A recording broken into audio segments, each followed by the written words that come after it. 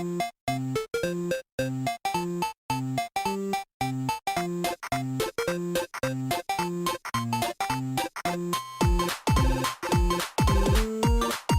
guess what? It's time for Making Kayfabe with your hosts, Bryce and Dylan.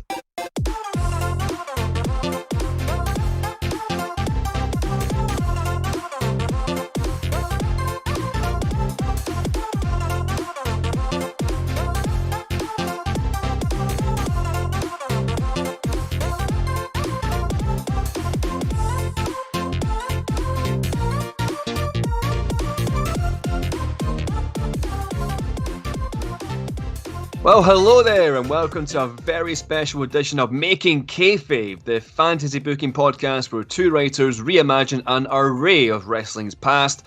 My name is Bryce, I'm joined by my co-host Dylan, and hey, this episode goes out December 28th, so Merry Christmas everybody. We brought you a super special, super festive booking on Santa Claus over the weekend, and what is traditionally eaten at Christmas time? That's right, turkeys. So today it just makes sense to fancy book the Gobbledegooker with a twist, but we'll get into that twist later. Full disclosure, we were originally planning on having this particular episode in season 6, but due to a bit of research, we decided to not feature the person we were originally booking this week. There aren't many situations that would lead to us booking the Gobbledegooker, but yeah, we saw a lot of shit we didn't agree with in relation to the guy we were going to book, so we'll kind of leave that there. Gobbledegooker's way better anyway. Our subscribers on the Sexy Awesome tier and Patreon will already know that we book a damn good Gobbledegooker. Amazingly, this is going to be our second Gobbledegooker booking this month. Yeah, this week, yeah, basically. Oh boy, we love him. We love him. Yeah, if you count that one Patreon episode, then yeah, I'm Dylan, how are you, and are you excited about our second ever Gobbledegooker fantasy booking? Yes, I didn't imagine when we started the show that we would put so much time and effort into the Gobbledegooker, but here we are. In such a short space of time as well, yeah. Yeah, a lot of time and a little bit of time, yeah. Yeah. One question earlier. Earlier you said, did you say super festive or super festus? Super Festus, yeah, super Festus. Super Festus, the one who fought Great Paruti. Yes, yeah, famous. Okay. Again, that episode is on our Patreon page too. It is, indeed, you're right. So this whole episode is just basically a callback to it's a massive plug, yeah. Our Patreon page. If you're familiar with our Patreon page, thank you very much. And if you're not familiar with it, you should check it out, because that way, the Great Paruti and the Gobbledegooker as some kind of Jesus-like creature will all make sense. It was your booking, and Gobbledegooker literally inspired me to do this today. But I've got a question for you. Is now that we have covered the Gobbledegooker twice now, is Gobbledegooker your favourite turkey-based wrestling gimmick, or are there others? Are we gonna try to do turkey puns now? Let me see. What wrestlers would be good as turkey pun? This is turkey. I wish I had more time to think about it. Okay. You're going to tell me this rebooking, and all the way through the rebooking, all I'm going to think about is trying to work puns regarding turkeys. I'm going to be honest, I can't think of any myself, so I don't even know why I brought that up. But I feel like we can do it, though. There's got to be some kind of turkey pun in there, right? There must be. Well, by the end of the episode, I'll get something. You'll get a great pun by the end of the episode. That's something to look forward to, folks. But I'll tell you what. I will get a pun by the end of the episode. You'll get a pun. It's not going to be a good pun. It'll be a pun, yeah. But anyway, folks, so yeah, our community have had a lot to say about the Gobbledegooker, so let's just quickly go and check in with them and see what they're saying about the greatest turkey-based wrestling gimmick of all time.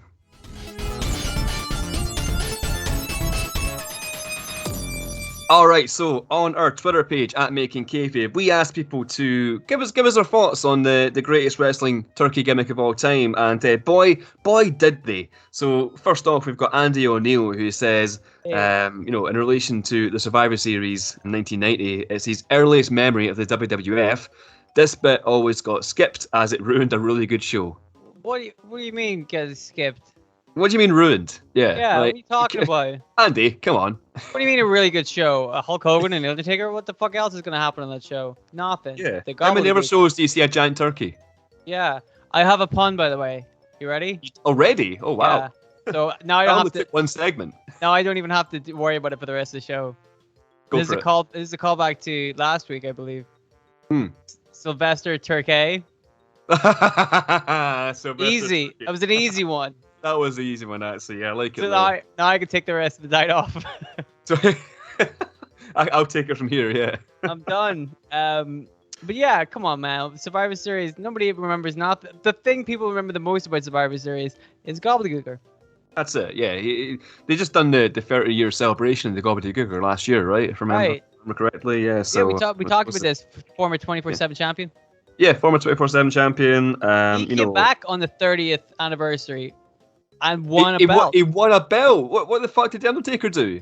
Left his shoes in the ring? Bullshit. Yeah. Pick your shoes up, you piece of shit. Forgets his shoes, fucking clearly drunk.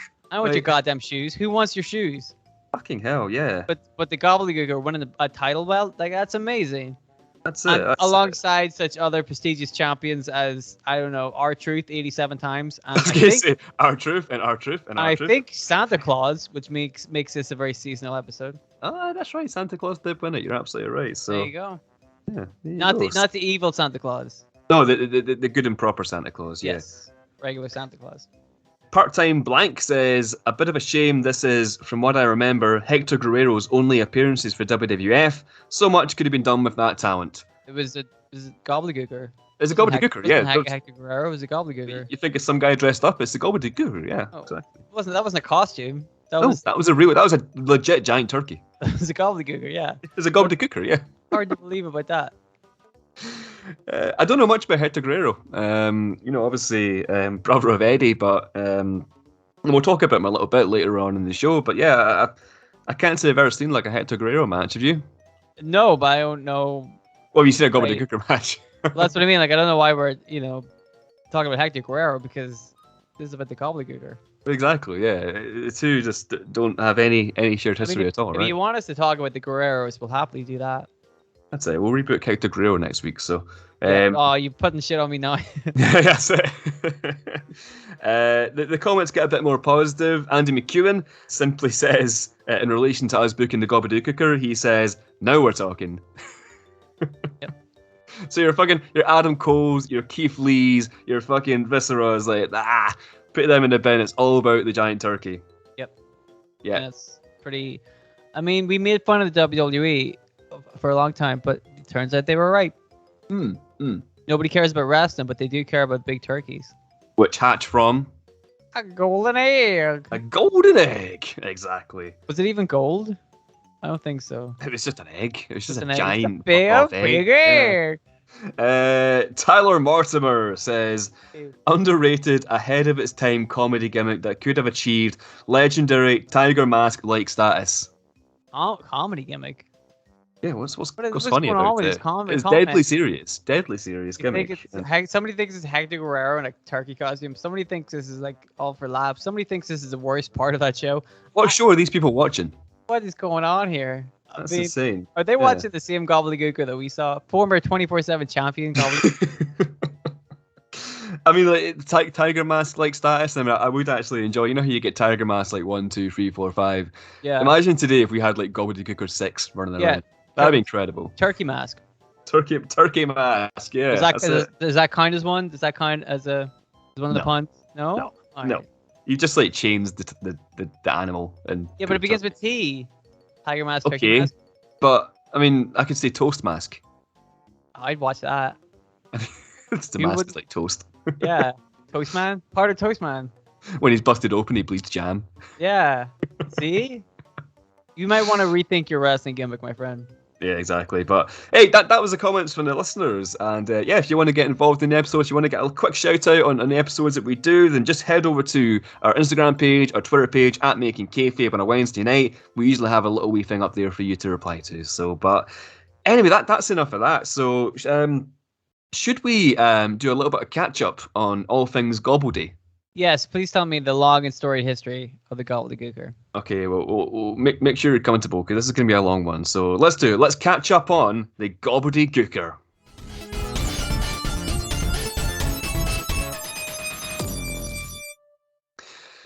So, how do you recap the Gobbledegooker? I mean, he's fairly infamous. I think most people who listen to the show will be very aware of him, despite the fact that he technically debuted in 1990. The story of the Gobbledegooker is this. So towards the latter half of 1990, the WWF were hyping up a massive egg on their shows leading up to Survivor Series. And now, featuring an egg on TV is maybe a little bit questionable to audiences in 2021, based on what we're seeing on TV right now. But this egg genuinely had a lot of intrigue surrounding it, and people were curious, what's in the egg? You don't think people were curious about the $100 million Cleopatra egg? I was curious. I'm like, what are they going to do here? Are they going to do a good storyline? And then turns out, once again, I was incorrect. They get me every time. I don't even know what to say to that. Just, yeah. You're not a fan of the $100 million Cleopatra egg? It's probably the best character on Raw right now. If a zombie came out of that egg, you'd be happy. I'd be all fucking over it. You know me. I love my zombies, but yeah, just the egg itself. I mean, why would a zombie? It needs more. Exactly. It needs more pizzazz. Just an egg, that's nothing. It needs to. It needs to do a dance. It needs more pizzombie, if you know what I mean. It needs to have a gimmick where it copies everybody else's gimmicks. That's pure money. Have the egg pretend to be Stone Cold Steve Austin. And then we'll put the belt on him, and then, the egg stands will be happy. And exactly. That's it. So we get to Survivor Series, and Mean Gene is on the microphone, hyping up that the egg is probably going to hatch tonight. And he's standing in front of this giant egg, which has cracks in it, guessing what could possibly be in this thing. Could it be a dinosaur? Could it be a rabbit? Rabbits famously hatch from eggs, of course. But it finally gets to the right time to reveal what's in the egg. The egg blasts apart, and there's this giant, colourful turkey fella who appeared from the inside. And the crowd booed. They booed so loudly immediately when their eyes fell on this giant turkey. Despite the boos, Roddy Piper on commentary said that the Gooker had won the hearts of the fans, and Gorilla Monsoon described it as a big smash. Mean Gene then went to interview the turkey, who, of course, goes by the name the Gobbledegooker, but it wasn't a very good interview because the Gooker couldn't speak, so he used sign language to communicate. And then they danced for a little while, the crowd hated it, and that was basically it. But I mean, peeling back the kayfabe sleeve here, the guy under the Gobbledegooker outfit was none other than Hector Guerrero, brother of Eddie Guerrero, brother to Chavo Sr., uncle to Chavo Jr., and actually, you might find this interesting, Dylan, because I found an article online where Hector Guerrero is actually defending the gimmick in an interview, kind of firing back at the negativity it got, and I think the guy's actually got a point. Have a listen to what he has to say, because I think this could be... It's quite an interesting thing to put in the catch-up. So here's what Hector had to say about the gimmick. The Gobbledegooker was a good thing, and the author of that idea deserves to be left alone. That was meant for kids, not for the media, not for the adults that booed it, jeered it, and made it what it was by saying it was one of the worst gimmicks ever. It wasn't meant for you critics out there. It was for the children. And if you can remember that, I think you'll take back every word you've said. I feel pretty strongly about that. And fair play.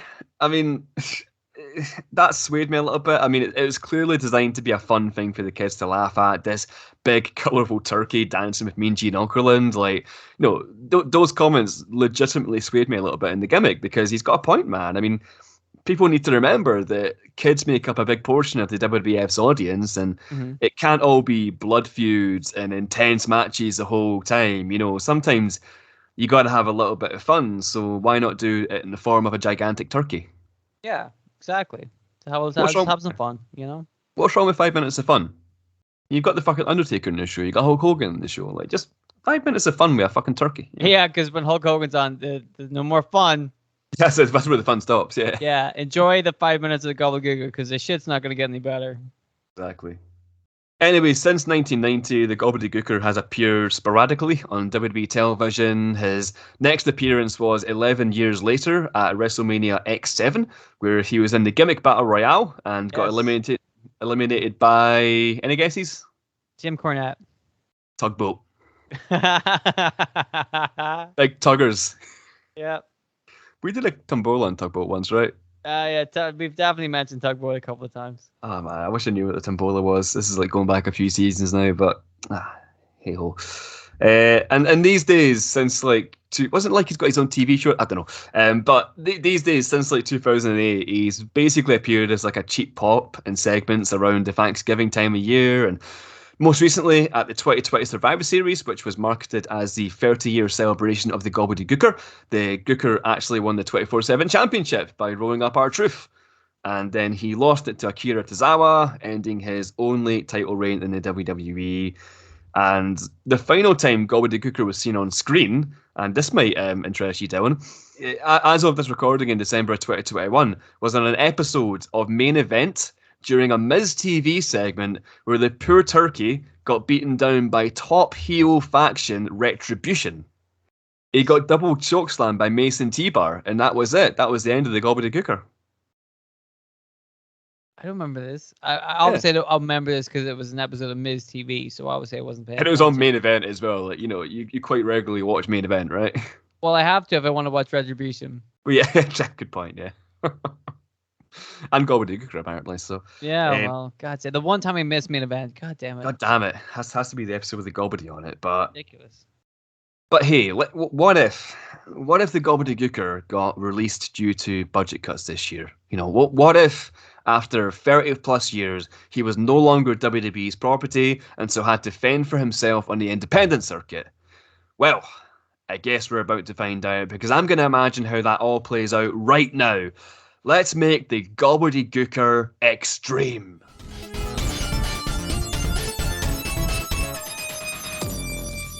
Alright, so here's how we're going to do this. So sometime in the middle of the year 2021, a mysterious account is going to open on Twitter. And it doesn't get noticed at first because it doesn't actually follow anybody, but over the weeks and months, it's going to start following independent promotions around the US. And soon enough, these promotions are going to start noticing that they've been followed by a Twitter account at Gobbledy2021. And there's nothing on this Twitter account other than its profile picture, which is just a standard Twitter egg, and a countdown. And this countdown has been going for months. It started at 100 a couple of months back, and as it counts down from 100, it's going to start tagging promotions in every tweet. So, for 88, it tags Ring of Honor. For 65, it tags Pro Wrestling Guerrilla. For 43, it tags the NWA. 27, MLW. 12, Ohio Valley Wrestling. All the way up to number 1 in the countdown, where the account tags all of the promotions it's mentioned so far, with the message, you don't want to miss what's happening tomorrow. Now the Twitter account is verified. Its profile picture is changed to what is clearly a wrestler known to wrestling fans all over the world, the Gobbledegooker.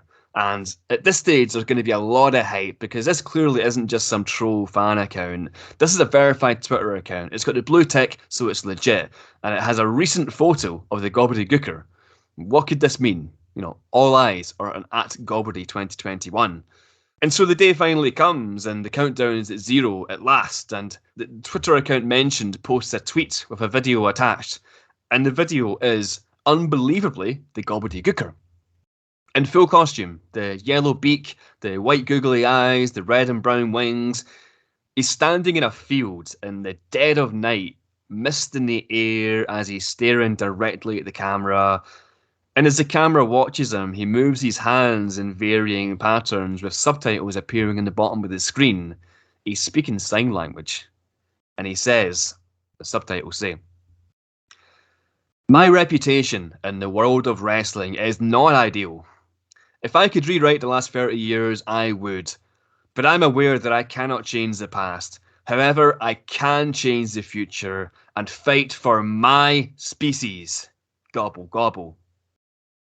For centuries, turkeys have been victims of American families, and I find it sickening. I find it humiliating. All of my ancestors slaughtered for only pleasure. It's time for turkeys to take a stand this year and show that there will be no turkey on the table for Thanksgiving, for Christmas, for any of the standard American family celebrations. It ends now. Gobble, gobble. I can't make every American family suffer for what they've done to my species, but I know how I personally can at least make a dent. And to do so, I need to step back into that very ring which has eluded me most of my life. I need to make them suffer between the ropes. Gobble, gobble. So this is my message to the United States wrestling promotions. If you're looking for someone to work through your roster's pecking order, then look no further than me. The Gobbledegooker, the Perky Turkey, is available for bookings from today onwards. Gobble, gobble. And as the promo lands, Gobbledy's going to start fielding calls. And before you know it, the Gobbledegooker is getting booked all over the United States. But get this, he's no longer wrestling like a comedy character anymore. He is a legitimate fucking threat. The Gobbledegooker is going out there several nights a week wrestling 20-minute matches against the top names on the indie scene. We start seeing Gobbledegooker versus Daniel Garcia, Gobbledegooker versus Karen Noir, Gobbledegooker versus Chris Dickinson, Gobbledegooker versus Minoru Suzuki whenever he comes over for a run of shows in America. We're seeing top matches from the Gobbledegooker. This turkey is on one hell of a run. He competes in the Battle of Los Angeles tournament in PWG. He's right there wrestling on NWA TV against guys like Trevor Murdoch and Aaron Stevens. He appears at Ring of Honor's final battle. He's even an unexpected entry into one of AEW's Casino Battle Royales some point.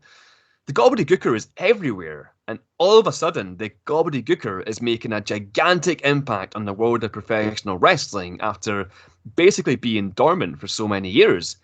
And it's just perplexing so many fans. And while he's appearing in all these promotions too, the Gobbledegooker is going to be active on Twitter. And by this point, he's going to have racked up a fair number of wins. Certainly more wins than he ever racked up in his 30-plus year career previously. So he's going to brag about it. And every time he beats somebody, he'll tweet out, for example, Daniel Garcia was carved by the turkey. Hashtag gobble gobble. But with all these wins, the Gobbledegooker is going to start getting cocky. And let me tell you, dude, there is nothing worse than a cocky turkey. Soon enough, he's going to start calling people out. Tagging wrestlers in tweets who he hasn't faced yet and talking shit about them. And this wasn't getting in much trouble because most wrestlers either didn't acknowledge or didn't respond to the turkey's tweets. That is, until Gobbledy messes with the wrong guy. That is, until Gobbledy tweets Nick Gage. Nick Gage, one of the biggest names in modern day indie wrestling. Nick Gage, deathmatch wrestler. Nick Gage, cult figure. And yeah, if you're listening to this and you don't know Nick Gage, there's a whole Dark Side of the Ring episode on him. He's the guy who wrestled David Arquette and basically sliced his fucking throat open. He loves deathmatch wrestling. There's not many Nick Gage matches where you'll see that he isn't throwing people into thumbtacks or through glass or through burning tables. His signature weapon is the pizza cutter, which he uses to slice people's heads open. He's fucking insane. He's fucking scary, and I love him. But the general opinion in the wrestling world is that you do not want to fuck with him.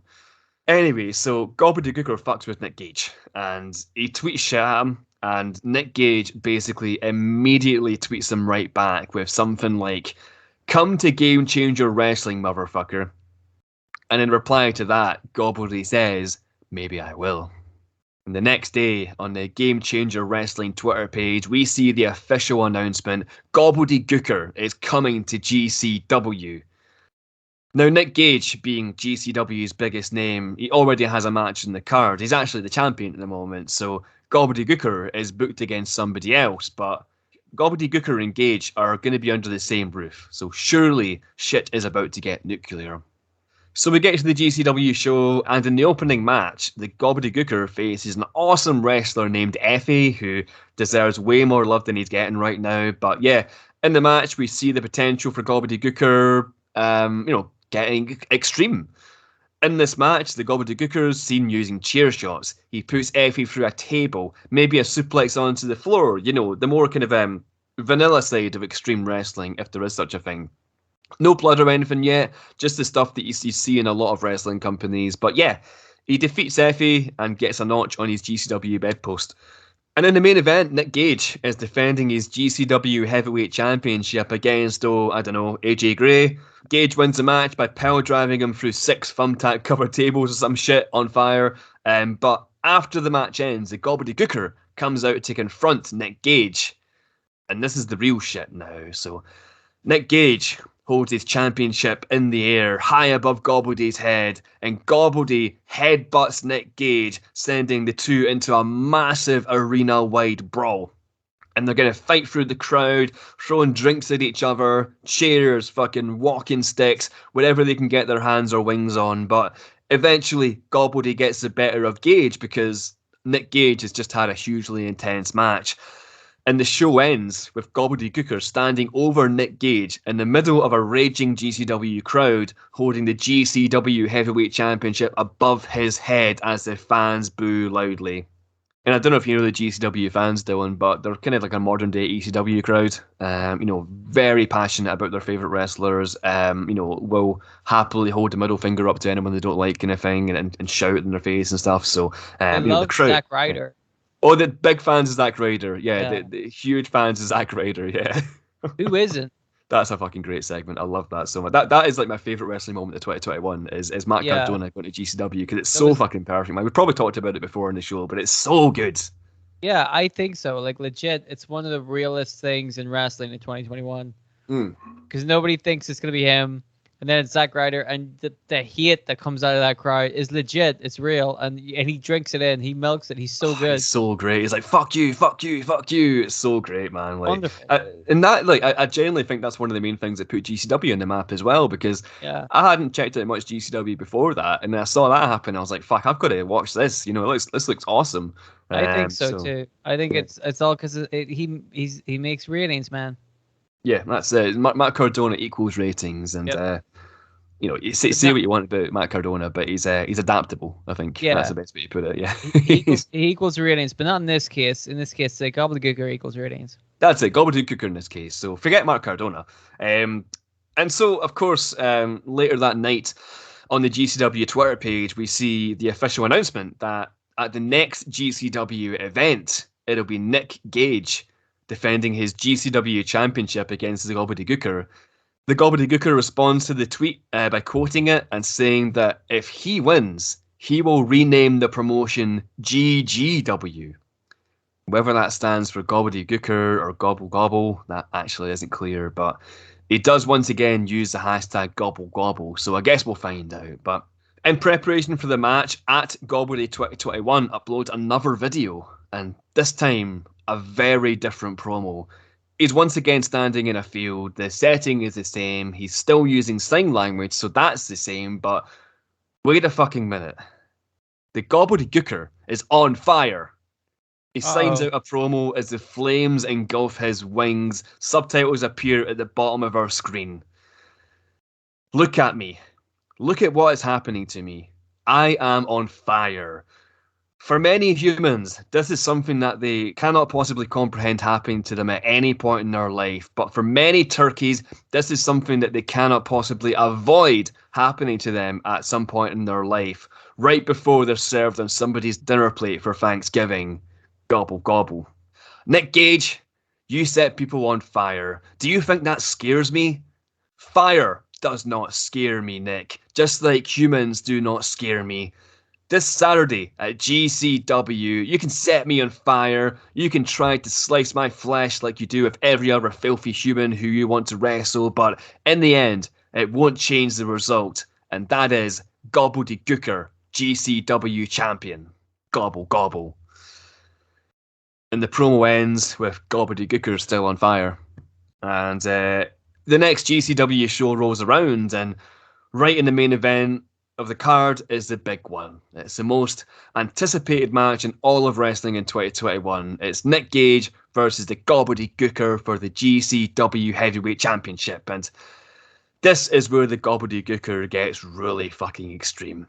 He's going to be throwing Nick Gage through panels of plexiglass. Nick Gage is going to be using the pizza cutter on Gooker, tearing through his flesh / cotton, I guess. There'll be thumbtacks in the ring. There'll be lighter fluid readily available. It'll just be a big old deathmatch mess. And in the final spot of the match, Nick Gage looks like he has the turkey beat, but it's Nick Gage. He's not done yet. He starts shouting at Gobbledy, "You think you're immune to fire, you piece of shit? Let's test that theory, motherfucker."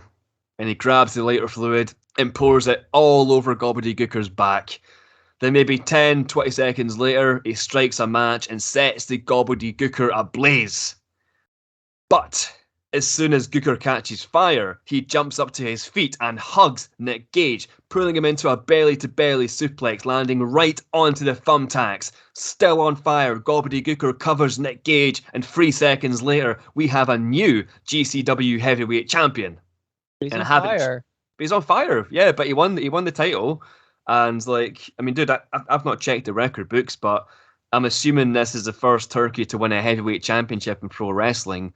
It's quite a feat, and of course the fans boo, but I mean, I'd imagine they also can't help but respect the fact that the Gobbledegooker won this match while on fire. And while the fans boo, officials rush out with fire extinguishers, saving the Gooker from somebody putting him on a plate with some gravy, turnip and mashed potato. By the way, the on-fire belly-to-belly suplex is called the cold turkey, because irony. I couldn't think of where else to put that in, so I just added it at the end. Okay, thank you. But yeah, pulling back the kayfabe sleeve again here, in real life, the dude under the Gooker costume can use the costume to his advantage in this situation. And, you know, have some, like, fire-retardant clothing underneath the costume or something to stop the burning getting through to his skin for a few seconds. I don't know. This is a ridiculous fucking storyline, I get it, but I'm still trying to maintain some sort of realism here, so... but anyway, Gooker is the GCW heavyweight champion, and later that week on Twitter, we see a handheld video of Nick Gage in a burns unit, checking himself out against the advice of doctors, and... he's still wearing his hospital gown, and we see some pretty dirty scarring around his body. You know, that flaming belly-to-belly suplex. The cold turkey sure did a number on old Gagey. But as he checks himself out, he turns to the camera and says, "You're one tough motherfucker, Turkey, but I'm coming for you." And the video ends there. Nick Gage is down, but he ain't out.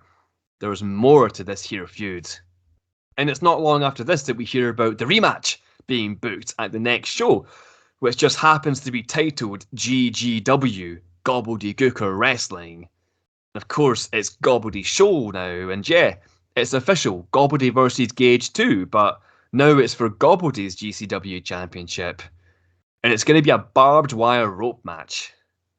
And Gage just wants his title back, but he also wants to tear Gobbledy shred from shred, because fuck this turkey. And so all goes down. It's Gobbledegooker making his first defence against the man he just won the title from, Nick Gage. And again, it's going to be a fucking filthy death match. Obviously, the barbed wire ropes come into play big time, but there's lots of weapons, lots of shit that probably shouldn't be on weapons, and generally the madness you expect from a Nick Gage death match. But at one point, Nick Gage is going to have the Gobbledegooker on the ropes, the barbed wire ropes, remember, and Gobbledegooker is going to try and tear himself away.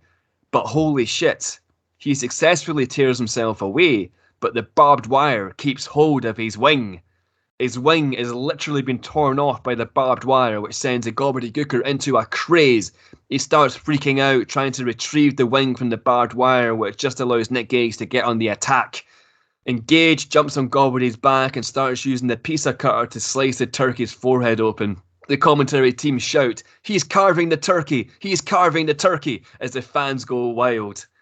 And eventually Nick Gage pulls a barbed wire board into the ring. He lifts Gooker up and pile drives him onto the barbed wire board. But he ain't done yet. Shit's gonna get so much worse for poor Gobbledy. Now that Gobbledegooker has been taken out by the pile driver, he's lifeless, so Gage can do whatever the hell he wants here. He grabs the turkey's left arm and he starts slicing. He slices and slices until the arm literally comes off. Nick Gage has sliced the Gobbledegooker's goddamn arm off.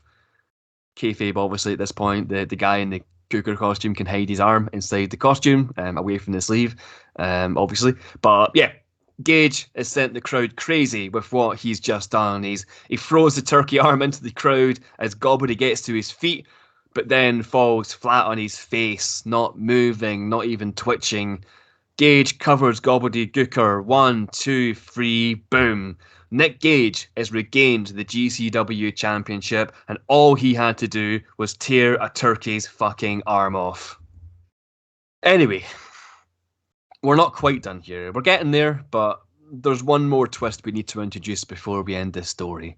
One more Bryce-like twist, shall we say, and I think you're going to like this one, Dylan, but hey, let's see. So, for the next 2 months after this match, at Gobbledy 2021 goes dark. Once a page with daily tweets now has no updates whatsoever. The last tweet was sent before his match with Gage, where Gobbledy is saying how he's going to kill Nick Gage for the turkeys. But has Nick Gage killed the Gobbledegooker? I mean, there's nothing from the Twitter page. The Twitter page is dead, and he hasn't wrestled since, losing his arm. And normally losing your arm isn't the healthiest thing that can happen to someone, so maybe this is the end of the Gobbledegooker. And over the next couple of months, Gage defend the GCW title regularly, taking on all comers and basically just getting back into a normal way of life and, powerbombing folk onto thumbtacks, body slamming them onto concrete and suplexing them through glass panels. But there's one night where the unexpected happens. And I mean the unexpected. Nick Gage is just finished successfully defending his title again. This time, let's say it's against our boy FA, just to set the scene. But anyway, the referee counts the pinfall. Gage collapses to the mat after a hard-fought victory. And then, from under the ring, a fist punches through the canvas. The remarkably turkey-like hand extends through a hole in the canvas and wraps its claws around the neck of Nick Gage. Gage is shocked, he can't believe it, and soon enough, a shoulder reaches out for the canvas, and then a head, a torso, 2 legs. It's the fucking Gobbledegooker, and he's now a zombie. It's the zombie Gobbledegooker, holy fucking shit. He growls at Gage as he keeps him held by the throat. The keen-eyed viewer will notice that the arm, which Nick Gage tore off, has been reattached. Gooker has blood on his beak, and he's about to get a lot more, because with Gage basically defenseless, Gooker sends his mouth towards Gage's neck and takes a deep bite. The zombie Gobbledegooker is biting Nick Gage, and the crowd are in awe. The commentators are speechless. Once the turkey zombie has finished his meal, he stares down the GCW championship with his red eyes. He extends his left arm, now fully functional again, and uses it to lift the GCW heavyweight championship above his turkey head. Nick Gage thought he was done with the Gobbledegooker, and well, he was, but he did not see zombie Gobbledegooker coming. Now he's got a whole lot of evil to deal with, and let's be honest, there ain't nothing scarier than a 7-foot tall zombie turkey. And from here, you can obviously continue the feud and go for the rubber match, Gooker versus Gage 3, but it also leaves a wee bit of a cliffhanger here too. I mean, this is going to be the question on every listener's lips right now. What happens to Nick Gage? I mean, he just got bitten by a zombie turkey, and you know what happens when you get bitten by a zombie, so the question I'll leave for you, Dylan, and all of our listeners too, is this. Does Nick Gage turn into a zombie? Or does Nick Gage turn into a turkey? And that's how you book the Extreme Gobbledegooker. A lot going on with that one. There's a lot going on. He lost his arm. He's a zombie. Nick Gage is a zombie turkey, maybe. That's still to be decided. Yeah. I feel like you're reeling from this. Yeah, you probably saw this coming, given that you wrote a rebooking about the extreme hardcore death match Gobbledegooker. But I'm a little bit lost for words there, Bryce. There's a lot. Don't really know where to start with this one. I want to unpack with the Death Gooker. Yeah. Yeah.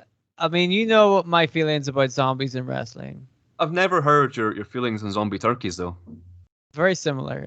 Very similar. Unreal. Exactly. Unreal is the word I would also use. But yes, I like the idea of him being the first ever turkey heavyweight champion because we need more representation. We do. In wrestling these days, more diversity, and it's about time a turkey won that championship. It's 2021, dude. Like, get with the fucking times. Like, It's ridiculous that we still haven't had a turkey heavyweight champion. I know. So I'm glad you stepped in and did something about that. Yeah, someone had to. Exactly, and logically it would be us because we're the only ones who ever do anything good in wrestling. Yeah. Only us fucking book shit correctly. And people will, before this show, people are going to be out there going, you can't book the Gobbledegooker as a hardcore deathmatch wrestler. That'd be ridiculous. And yet, lo and behold, here we are. We've done it. At the end of a Death Gooker booking, yeah. Exactly. The cold turkey I did like. I thought that was a good name. I wanted to include that somewhere, but I didn't know where to put it because it's not going to be his actual finishing move because he's fucking on fire. That's not going to happen often, but I had to put it somewhere. So couldn't he have done like the chicken wing submission and just called it the turkey wing? I could have. And I didn't even think of that. Oh, god damn it. Because it was a bit where you had Nick Gage, and this was my mistake, of course, because you're more familiar with Nick Gage than I am. So there was a bit where you're like, Nick Gage has got the turkey right where he wants him, and I'm like, he gets his arm, and I'm like, okay, Nick Gage is gonna put the chicken wing on the turkey to add insult to injury, right? That's what a good pro wrestler would do. No, he cuts him up with a pizza slicer. I'm like, oh, that's okay. That's Nick Gage for you, man. That's Nick Gage. Exactly. I think I portrayed him perfectly there. You did. I gotta say, right? As a Nick Gage rebooking, pretty accurate, right? Yeah. From what I've seen of the guy, you seem to have nailed his character. He would be pretty angry at the turkey for taking his belt, and he's an angry man. Angry enough to rip his left arm off. Exactly. So yeah. But again, whenever the I was gonna call him the Gobbledy Phenom.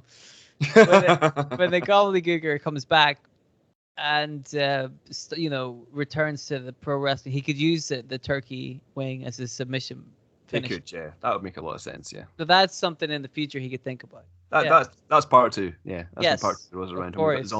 Zombie turkey part 2, yeah. Well, it's a zombie in it, so you're gonna have to do that again. That's it, yeah. But I've just set my hat trick for zombies. It's not gonna stop you. No, that's there's got to be more, yeah. God, yeah, you're gonna put zombies into everything. Yeah. I like how you said yeah, as if like, duh. So yeah, who are you speaking to here, dude? What the fuck's wrong with you? Obviously, I'm gonna put zombies in everything. That's what pro wrestling is about. Pro wrestling is about zombies. Exactly. It's it needs to be more zombie and turkey representation in wrestling. But I mean, hey, I had a lot of fun booking that. It was very much a last minute booking after we'd done some research on our intended booking. So our intended booking was apparently a very bad man. In his past before he was signed. So we thought we're not gonna fucking even mention the guy's name. No, fuck him. But he's not worth rebooking. No, not at all. Not worth any spotlight whatsoever. Fuck that guy. So we thought instead we'll just book a zombie turkey. Yeah, which is better, to be fair. Yes. I agree. But yeah, I had a blast writing that, and had a bit of fun with it. I think we're allowed that kind of once or twice per season, where we just kind of go a bit crazy. But yeah, that was a fun thing to write. Last night. So, but yeah, you know what else is fun, Dylan? Scrabble. Scrabble's fun, and we've got Christmas coming up, so let's play a game of.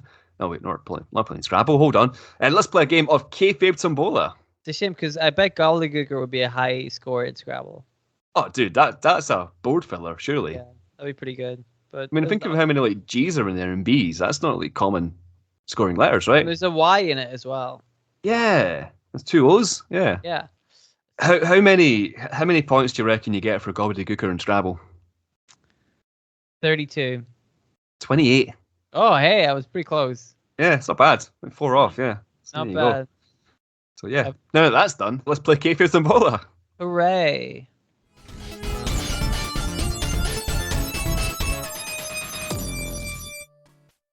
Kayfabers, when Making Kayfabe Season 5 ends in a few episodes or so, and we go on a break, you don't have to go cold turkey on the show. And that's because we have the Making Kayfabe Patreon page live and ready to rock, with hours and hours of content of fantasy bookings that you haven't heard. This month, we just uploaded a fantasy booking on Dustin Rhodes' retirement run in AEW, which has got some pretty fine reviews so far, but we also have rebookings on Samoa Joe and Business Billy Kay. And also Akira Tozawa. As well as Vince McMahon. And don't forget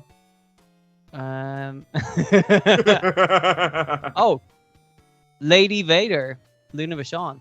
And one of Dylan's personal favourites, the Gobbledegooker again. It was really good. Good job, buddy. Thank you. I challenge you there. If you go to the Making Kayfabe Patreon page, folks, which you can find at patreon.com/Making Kayfabe, you can get all of our content there for just £5 or $7 US.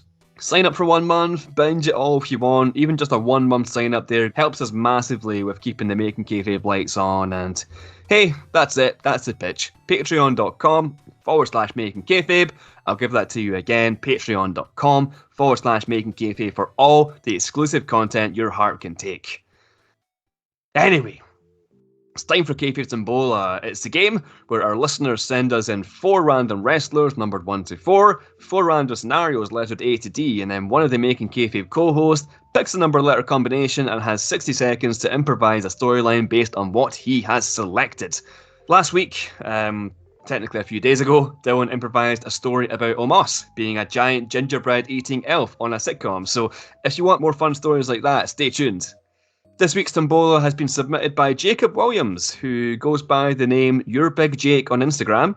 Thanks for submitting the Tombola this week, Jacob. You're a bloody legend, and we really appreciate you checking out the show. Let's see what you've got in store for old Dylan today. So, Dylan, can you give me your finest letter number combination for Jacob Williams' selections today, please? Yes, I would like 2A, please. 2A. Oh, yes. Nice. Okay. That's a good one. Well, I like so one of the wrestlers you've happened to pick is one of my favourite wrestlers. So it's Stevie Richards. I'm happy about that. Not Stevie Richards, but you'll see. Do you want to know who you could have had? Stevie Richards. Not Stevie Richards. You could have had Kenny Omega. Okay. You didn't get Kenny Omega. You could have had Luchasaurus. Okay. Didn't get Luchasaurus. Okay. You could have had friend of the show, Danhausen. Oh, God, that's it. But I keep avoiding Danhausen. Yeah, you often miss Danhausen, yeah. I do miss him. But do you know who he did get? Danhausen again? Danhausen again, yeah. No, you got Tomohiro Ishii. Okay. Yeah. Fucking one of my favourites of all time, dude. Yes. You saw that match of Moxley, right? Yes, that's on our Patreon page, patreon.com. Hey, plug, you want to go check that out. There are watch-alongs where we watch classic wrestling matches. Plug. You chose 2A, right? Yes. Okay, so you didn't get. You could have had, but you didn't get. You could have got Tomohiro Ishii is addicted to giving chair shots. Didn't get that.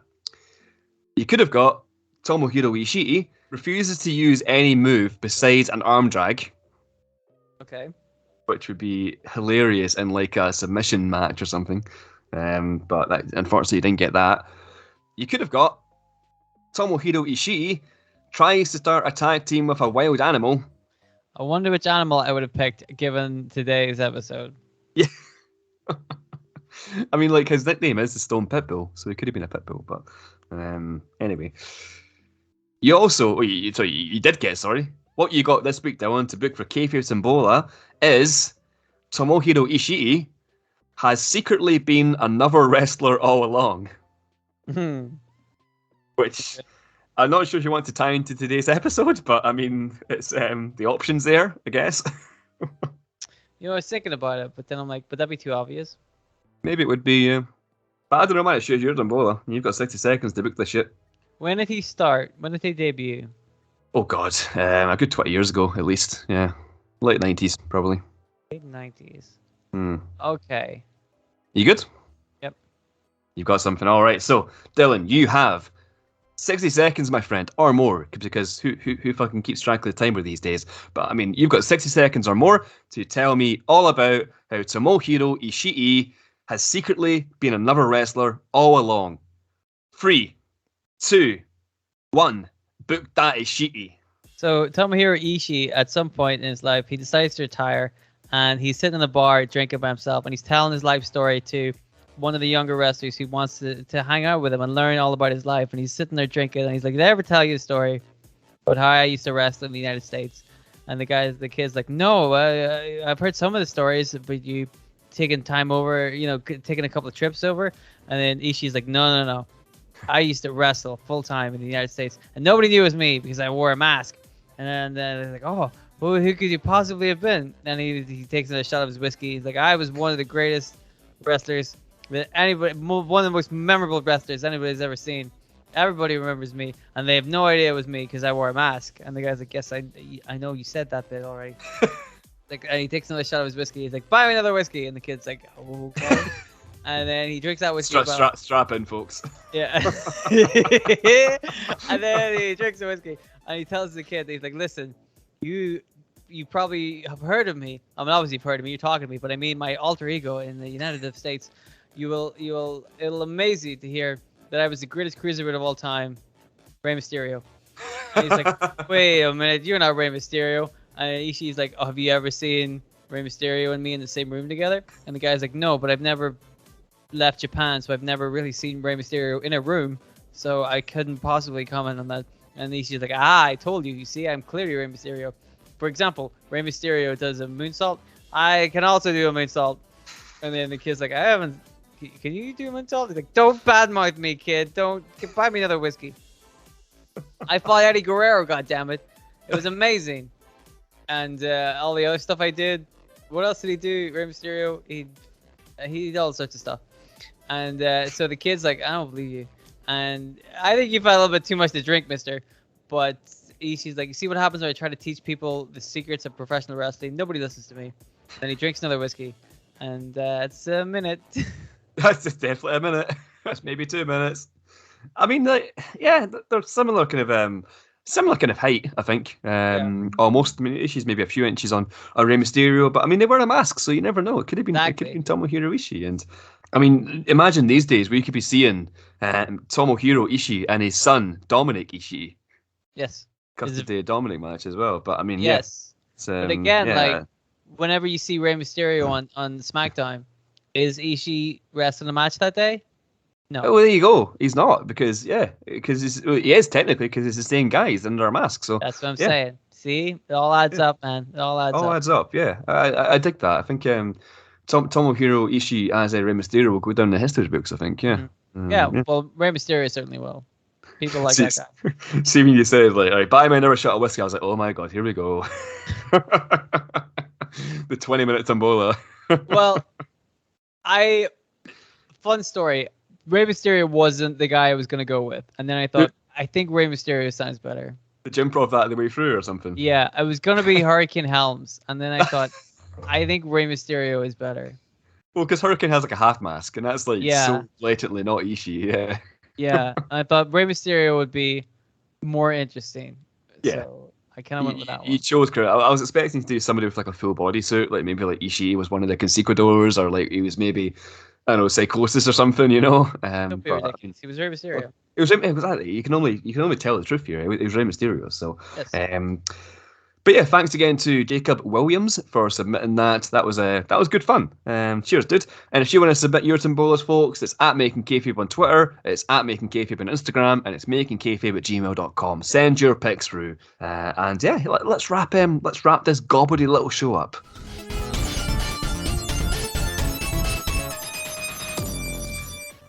Well, Kayfabers, that's episode 10 of season 5 done and dusted. We've got 3 more coming, and then season 5 is over. But let me tell you, they're going to be absolute top quality. I can't wait for you to hear them. And also, I've got a very special message here for all you folks listening to the show on Spotify.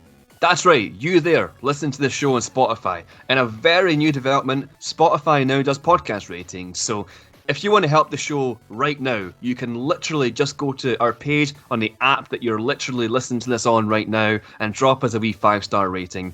You don't even need to leave a review. All it asks for is a 5-star review. So it would take 5 seconds of your time. So please do it in Spotify, folks. It genuinely makes a huge difference for us. And anyway, we're on YouTube, so just search Making Kayfabe. We're on Twitter and Instagram, both at Making Kayfabe. Patreon at patreon.com/Making Kayfabe. And that's it, I guess. Dylan is back with a new rebooking next week, and I can't wait to hear how he's going to tease this one, because I know what it is, but I've no idea how he's going to tease it. So, Dylan, do you have any clues about next week's rebooking? Were you about to say, do you know who you're rebooking next week?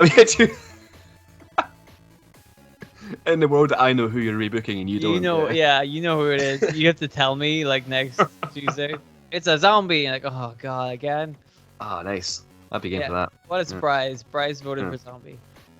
Yes, let me see. Do I have any teases for you? Well, here's a guy. I think he was a big name in the 90s. Okay. The Attitude Era. You know, and that's everybody's favorite period of wrestling. So, pretty big guy in the 90s. I think that's fair to say. Who could have went further and he didn't. And obviously on this show, that's what we do. We make him go further. So, look forward to that one. All right, that's interesting. We're going to the Attitude Era. Yeah, we've spent quite a lot of time this season in 2021, so it's good to go back into the glory days, you know, the old Attitude Era. So looking forward to that. And that's the Gobbledegooker in the bag, folks. New Year's coming up, so we hope you all have a fantastic 2022, and we'll see you next week, or next year technically. Well, hey, goodbye. Goodbye.